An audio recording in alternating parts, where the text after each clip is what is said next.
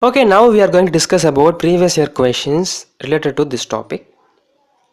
Question 1. 70-year-old male presented with neck nodes, right-sided deafness. Examination reveals dull tympanic membrane. Tympanometry shows curve B. The most probable diagnosis is. So, CNS pyriform fossa tumor, tumor of inner ear, and hypertrophy. Now, neck nodes is the neck symptom. Right sided deafness, dull tympanic membrane, tympanometric showing curve B. All these are ear symptoms. Let's plot this together. Right sided deafness, it could be a conductive or sensory neural type. Dull tympanic membrane, so it mostly points towards a conductive type of deafness. Now looking upon tympanometry showing curve B, we can finalize it as serous otitis media. So our job is to find an option that is related with serous otitis media of ear. So nasopharyngeal carcinoma and adenohypertrophy are most commonly involved with serous otitis media. So among these two options, adenoid hypertrophy occurs at pediatric age group. So 70-year-old male is given in the question, so it is ruled out. So the answer is nasopharyngeal carcinoma at an ease. Pyriform fossa tumor will be having symptom associated with dysphagia. It is not given in the question. Tumor of the inner ear will not be having neck nodes and this type of presentation. So it is not the answer. So the answer is A. It occurs due to lateral spread of the CNS pharynx causing serous otitis media. The symptoms are explained. Trotter's triad include all of the following except mandibular neuralgia, deafness, palatal palsy, seizures. The Trotter's triads occurs at CNS pharynx.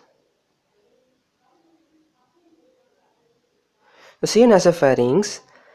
So look, the mandibular neuralgia due to mandibular nerve involvement, deafness due to involvement of some ear structures, palatal palsy due to involvement of some muscles, seizures due to intracranial extension. So it can all occur at CNS pharynx, but Trotter's triad occurs due to infiltration of sinus of Morgagni and foramen ovale.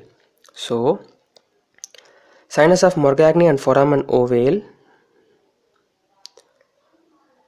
is due to lateral spread of a CNS pharynx. Yes. If the CNS pharynx involves sinus of Morgagni, we will be having serous otitis media and palatal palsy because sinus Morgagni relays structures Eustachian tube and levator palatal muscle. So if such sinus Morgagni is affected, we will be having these two symptoms.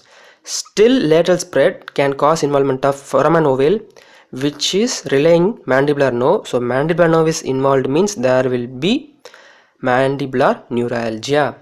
So if they ask a question related to which of the following symptoms occurs due to involvement of sinus Morgagni, these two are the answers. Foramen ovale, the mandibular neuralgia is due to foramen ovale involvement. So such a question is not asked yet, they may ask in the future. So last two questions we dealt come under ENT. Now a pure anatomic question. Which of the following structures pass between base of skull and upper border of superior constrictor muscle? So superior constrictor muscle is a pharyngeal muscle. There are three constrictor muscles.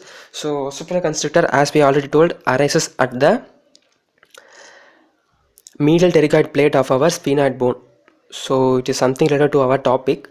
So if between base of skull and superior constrictor, we already discussed as sinus of Morgagni. So the answer will be simple, auditory tube with levator palatal palsy muscle. So considering other options, they are very relevant because stylopharyngeus, internal laryngeal nerve, recurrent laryngeal nerve, stylopharyngeus and glossopharyngeal nerve enters the gap between superior and middle constrictor. Internal laryngeal nerve and superior laryngeal vessels enters the gap between middle and inferior constrictor. Beneath the inferior constrictor muscle, recurrent laryngeal nerve and inferior laryngeal vessels will be entering. That comes to the question.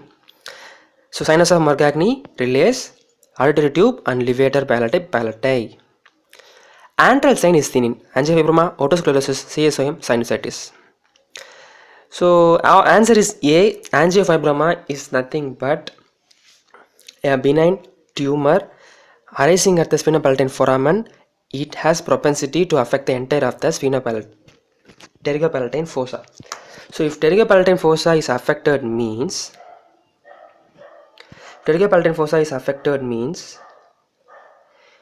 it can push the posterior wall of the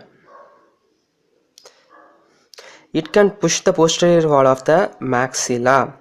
So in JNA, which arises at the sphenopalatine foramen, it involves the entire of the pterygopalatine fossa, which is actually stage 2B of Radkowski staging, which can push the posterior wall of the maxilla forward.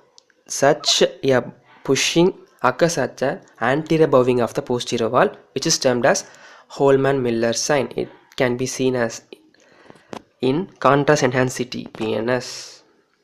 Stage 2B of nasopharyngeal carcinoma best treated with. As I already told, most of the nasopharyngeal tumors are treated by radiotherapy only, as it is surgically inaccessible. So surgery is the best modality except stage 3B, because intracranial spread warrants palliative radiotherapy only. Structures not passing through the superior portion of superior orbital fissure. So we have discussed a lot of foramens: foramen ovale, rotundum, spinosum, pterygoid canal. So superior orbital fissure is an important fissure that relates many important structures of the eye and of the face region. So it can be divided into 3 portions based on the tendinous ring of Zinn. So the tendinous ring is the middle portion.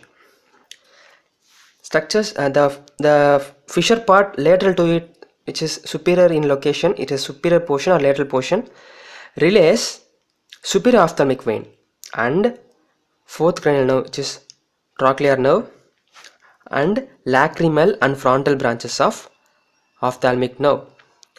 Middle portion relays third cranial nerve, superior and inferior divisions, and sixth cranial nerve, and nasociliary branch of ophthalmic nerve. Inferior portion relays optic nerve and ophthalmic artery. So how to remember it? You just remember the middle portion, because it relays many important structures like oculomotor nerve and abducens nerve.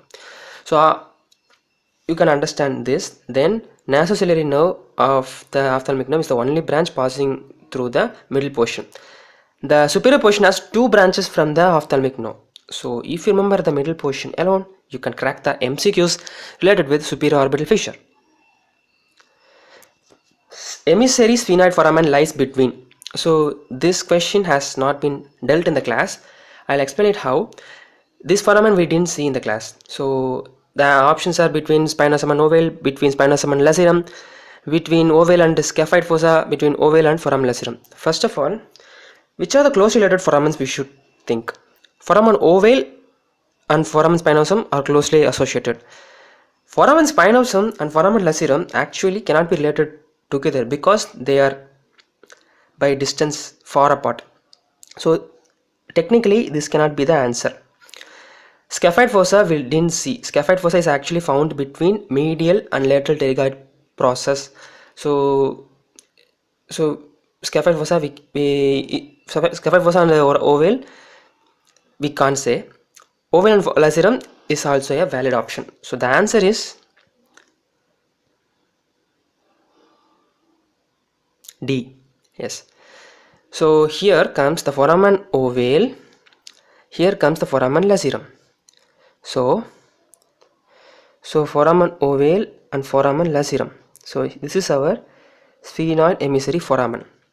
So why this is important? Because as I already told, emissary vein is a vein that is connecting superior venous plexus and deep venous plexus. There are not only one emissary vein. Emissary vein not only passes through our foramen ovale, it can pass through many foramens.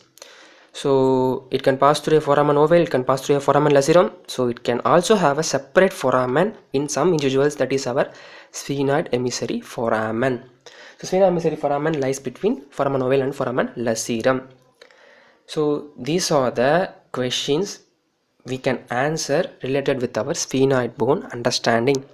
So that's complete the lessons of head and neck with our integrated teaching. Watch out for more lessons. This is Fortified Content, Dr. SJK.